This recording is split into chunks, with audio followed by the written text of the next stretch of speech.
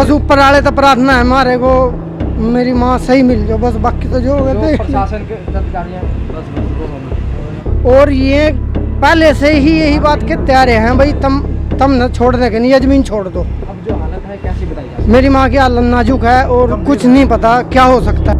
बस ऊपर वाले तो प्रार्थना है हमारे को मेरी माँ सही मिल जाओ, बस बाकी तो जो होगा देख प्रशासन के अधिकारियां बस देखिए, ये कल की घटना है। गांव पत्थरगढ़ है, सनौली हमारा थाना उसमें के इलाके में पड़ता है। तो कल थाने में सूचना आई थी कि एक गांव के एक आदमी ने और एक परिवार की एक महिला और एक युवक के ऊपर ट्रैक्टर चढ़ाकर उनको हत्या करने का प्रयास किया है। तो इस आधार पर उसमें उन्होंने 6 नाम टोटल लिखवाए थे। इन लोगों की शय से या इन लोगों ने ये ट्रैक्टर के माध्यम से हत्या का प्रयास किया है। तो हम मैकेनिक का काम करा, करनाल में मेरी दुकान है, बाकी जमीन रिटर्न वगैरह। पानीपत के गांव पत्थरगढ़ में पुरानी रंजिश के चलते परिवार के लोगों को जान से मारने की कोशिश की गई है।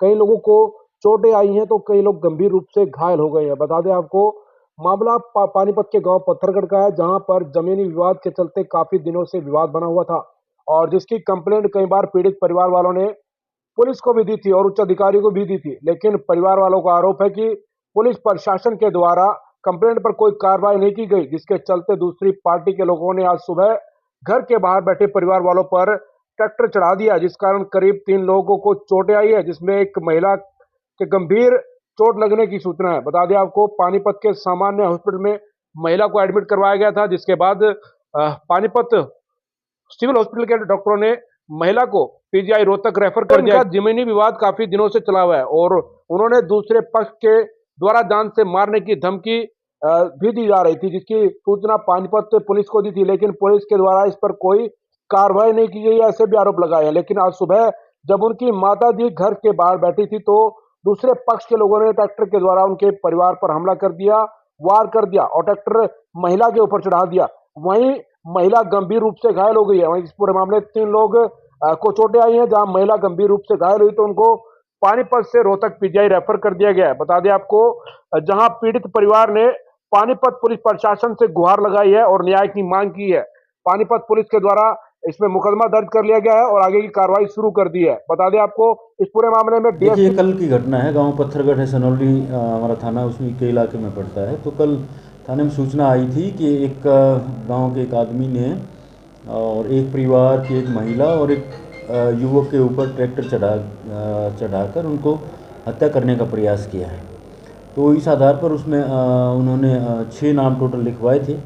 इन लोगों की शय से या इन लोगों ने ये ट्रैक्टर के माध्यम से हत्या का प्रयास किया है। तो इस विषय में थाना सनौली में FIR करके और इन्वेस्टिगेशन की जा रही है। और अब इस बाद में जब मामले की गंभीरता को देखते हुए ये हमारे CIA 1 में इसको तफ्तीश को ट्रांसफ़र कर दिया गया। वो इन्वेस्टिगेट इसमें कर रहे हैं। 6 लोगों के नाम लिखवाए थे और एक जो मुख्य आरोपी था, जो ट्रैक्टर चला रहा था, जिसने ट्रैक्टर से टक्कर मारी, उसको हमारी CIA की टीम ने गिरफ्तार कर लिया है और बाकी की तलाश कर रही है।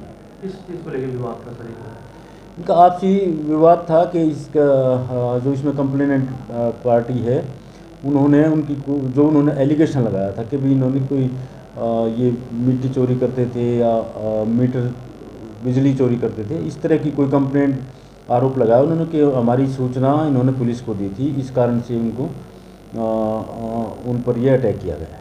पहले भी शिकायत दे चुके थे सर पीड़ित? हाँ, पहले भी शिकायतें इसमें आई हुई हैं और उन पर प्रिवेंटिव एक्शन भी, जैसा कि SHO ने बताया कि प्रिवेंटिव एक्शन इनके अगेंस्ट लिया गया था, लेकिन फिर भी जो है ना, इन्होंने इस घटना को अंजाम दिया। अब कैसा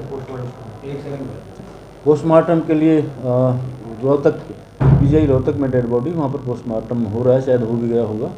तो पुलिस अपनी कार्रवाई कर रही है। आरोपी को कोर्ट में पेश कर रिमांड पर?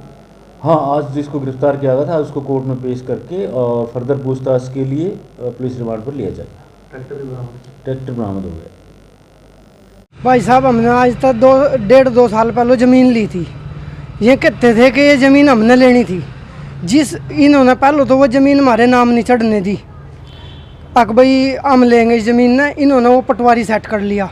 पटवारी सेट करने तय उसने पटवारी ने हमारी ज़मीन नहीं चढ़ाई।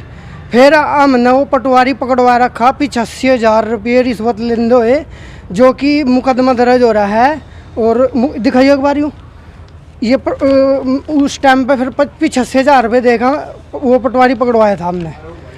यूसुफ मेरे पिताजी का नाम है, जो कि मीडिया में भी आया था 2 दिन पहले भी। और इसी रंजिश के चलते हुए इन्होंने हमारे साथ हमला करा। मैंने इनकी दरख्वास्त आज से 2 महीने हो लिए, मैं रोज़ दरख्वास्त लगा रहा। पंचकूला DGP सेक्टर 6 वहाँ में दरख्वास्त लगा गया और मना इन था खतरा है।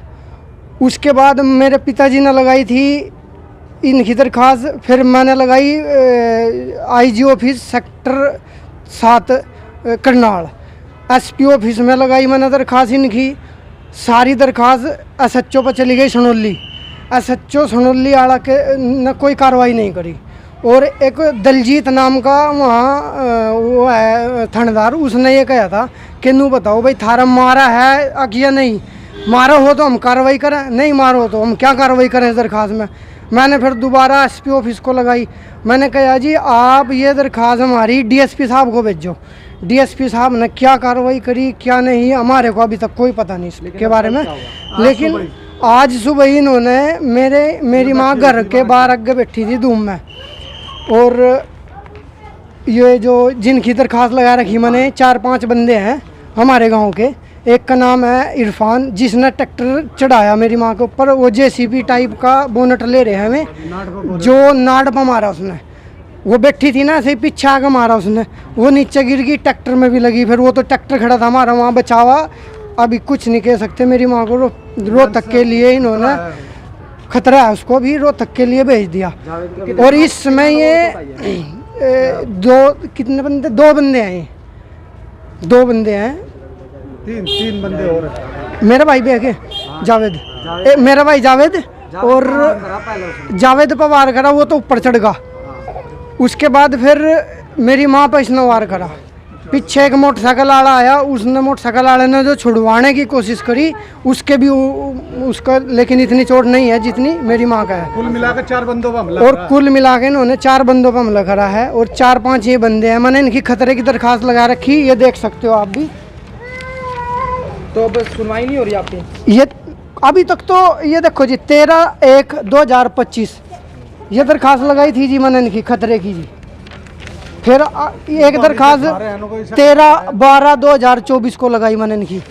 उस तक पहले मैंने इनकी दरख्वास्त लगाई 16/12/2024 को। ये सारी दरख्वास्त लगा रखी थी भाई हमने इनसे खतरा है, और ये पहले से ही यही बात के तैयार हैं भाई तम न छोड़ने के नहीं, ये ज़मीन छोड़ दो। अब जो हालत है कैसी बताई जा सकती मेरी माँ की हालत नाजुक है और कुछ नहीं पता क्या हो सकता है।